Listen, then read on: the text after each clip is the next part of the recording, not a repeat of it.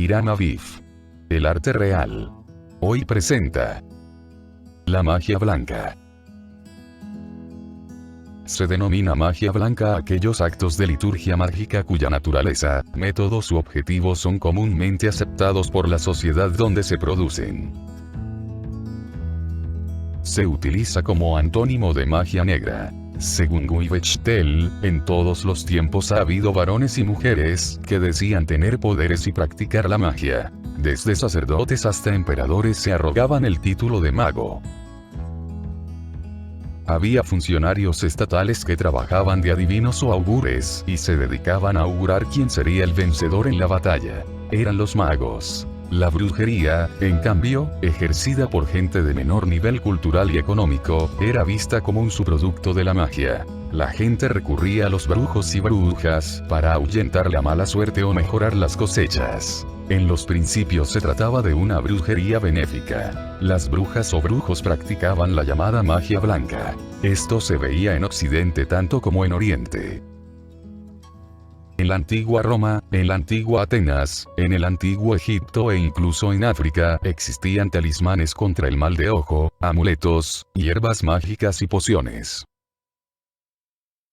Recién con el cristianismo aparece el concepto de brujería como herejía religiosa ligado principalmente a las mujeres, y el mago, magus, va dejando lugar al brujo, maleficus, con lo que el combate contra la magia se convierte en sinónimo de lucha contra el paganismo. La magia blanca va en contra de la magia negra y es la que combate los hechizos malignos, pues la magia blanca busca la prosperidad, la integridad, el desarrollo físico y mental en conexión con el espíritu. Su base es la armonización de la buena voluntad humana con las fuerzas de la naturaleza.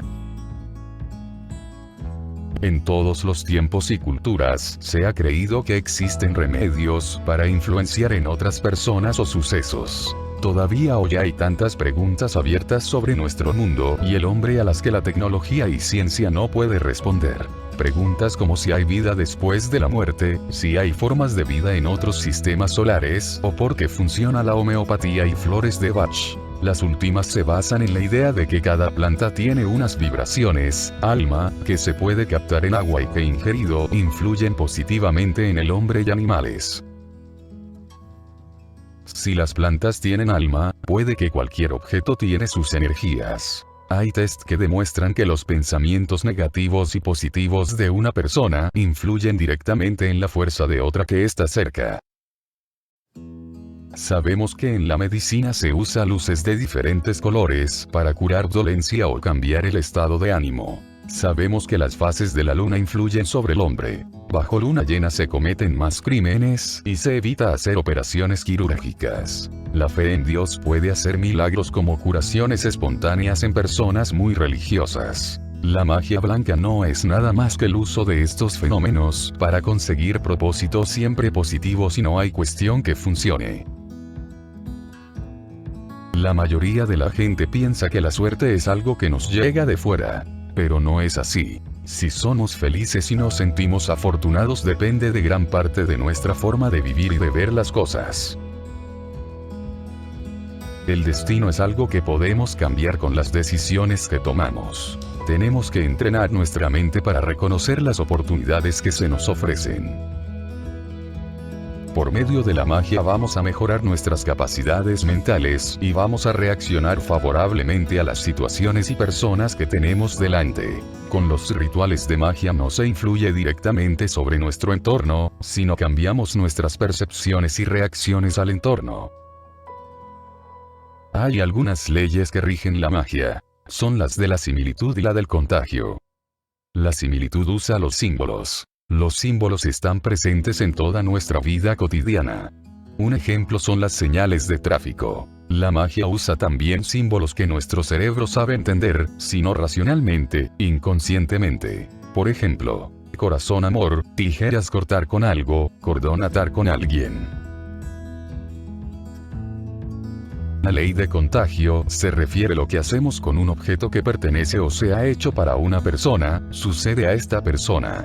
Un ejemplo son las muñecas que se usa en la práctica del vudú. Es importante de dar algo en cambio a lo que se recibe por la magia. La ofrenda puede ser en forma de dinero, de tiempo, etc. Hay que devolver algo a la sociedad y así equilibrar el universo. Se puede dar una ofrenda antes de conseguir el propósito, cuando se hace el trabajo. No se debe efectuar un ritual para saber si funciona. Hay que tener absoluta fe en que el trabajo funcionará. Este es importantísimo para nuestro cerebro. Tenemos que creer en nuestras capacidades. Solo usamos una pequeña parte de nuestro cerebro. No se sabe muy bien para qué sirva la otra parte. Pero hay capacidades mentales que no se han explicado científicamente. Con la fe se pueden conseguir los propósitos más difíciles. Hay que efectuar los rituales a solas, sin la presencia de otras personas, sin el peligro de ser interrumpidos. Por esto se elige normalmente la noche porque hay más tranquilidad y nos podemos concentrar mejor. Lo mejor es hacer los trabajos al aire libre. No se tiene que tener prisa, la magia necesita su tiempo. Antes de empezar se debe tomar una ducha con un lavado de cabello u otro ritual de limpieza. Hay que estar limpio de cuerpo y de mente. Lo mejor es llevar ropa suelta de color blanco y estar descalzo. El cabello tiene que estar suelto. Para las máximas capacidades intelectuales no se debe hacer un trabajo cuando uno está cansado o después de comer, después de discusiones o cuando hay otro estado de ansiedad. Hay que estar totalmente relajado y concentrado. Hay que tener el propósito claro. No se debe hacer un ritual por una emoción momentánea como una pelea. Hay que reflexionar muy bien sobre las ventajas y desventajas que puede significar conseguir el propósito. Hay que aprender a relajar el cuerpo. Lo mejor son ejercicios de respiración y de tensión de musculatura. Entrena tu capacidad de visualización. Las visualizaciones de situaciones u objetos afectan directamente al cerebro. Cuando hacemos un trabajo es esencial que nos visualicemos lo que vamos a conseguir. Así el cerebro actuará correctamente. Ritual de purificación, baño de limpieza. Ingredientes: plantas frescas o secas de jazmín, lavanda, canela, romero y salvia. Una vela blanca. Un poco de sal.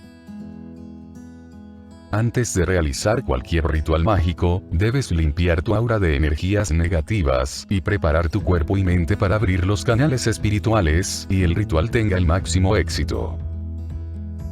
Llena un recipiente con agua, si es de lluvia mucho mejor.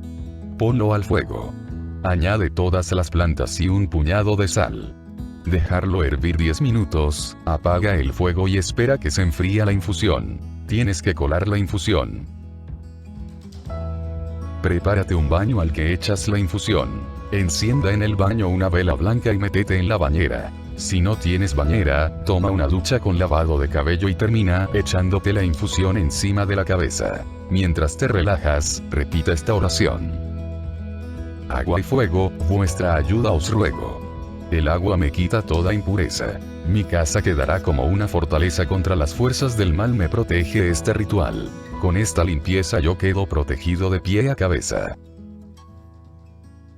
Deja que tu cuerpo se seca al aire. Encienda una varilla o cono de incienso de romero, sándalo o salvia y pasa el humo por todas las esquinas de la habitación donde vas a efectuar el ritual. Ponte ropa blanca cómoda, y ya estás listo para empezar con tus trabajos mágicos.